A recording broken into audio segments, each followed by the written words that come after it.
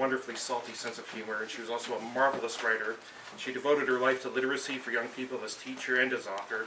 She's beloved by her colleagues and readers, Gisela Sherman.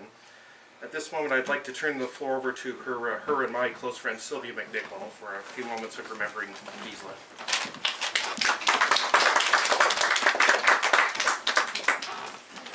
So the surprising thing about Gisela is she's a very private person, and she would be annoyed at me for doing this talk and for sharing all the pictures and moments on Facebook and all the interviews and reviews and things from Quill Inquirer and the Hamilton Spectator. But there you go, Gisela. Sorry, that's what you get.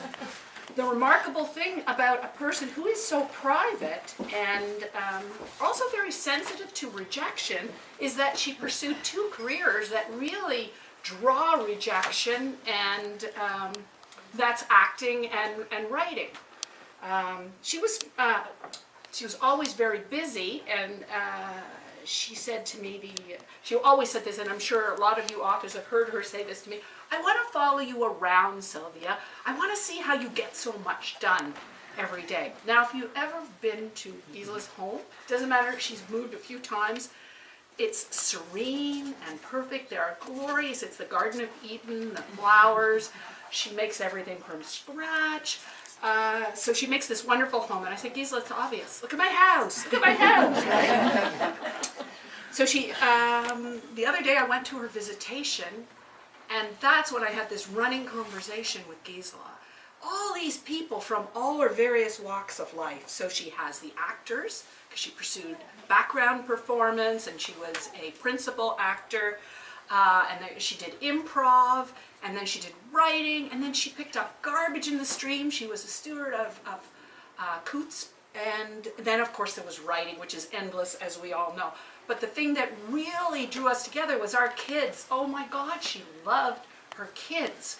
And she knew how I felt about mine, and we would go downtown and we would be driving lasagna to you, right, Gina? And it was a fun thing. We always had such a good time. Today, for example, so when I was standing there, I was thinking, really, Gisela, really? You think that I get a lot done? Look at all these people here for you. So today, she was signed up for an acting workshop, and she was going to come here to party with us, and then she was going to rush home and cook dinner for me and my husband, and then she was going to beat me at Scrabble. But I always hoped that she'd be too tired, and I will say the last time I won, and I'm sorry, Gisela, about that. Gisela loved the environment. But that's just a small point. So if she came to this party, she would be making sure that you recycled everything. If she came to your house, she would be deadheading your flowers. She nurtured plants back to life as though they were baby animals. She also had a soft spot for the downtrodden. So we were in Florida, and there were these pelicans surrounding the fisherman, and he was chopping off the heads and throwing them. And the bigger pelicans rushed for the dead fish heads. And I have a video, and you can hear Gisela's voice, but it's not fair, the baby pelican didn't get any. So she was after these fishermen who were so busy to try to feed this little baby one. So yes, if you had a party, she cross-examined you about your recycling, and if she didn't believe you, she would take your wine bottles home to recycle herself. She loved reading. And her guilty pleasure was to take time out of the middle of the day to sit and read a book.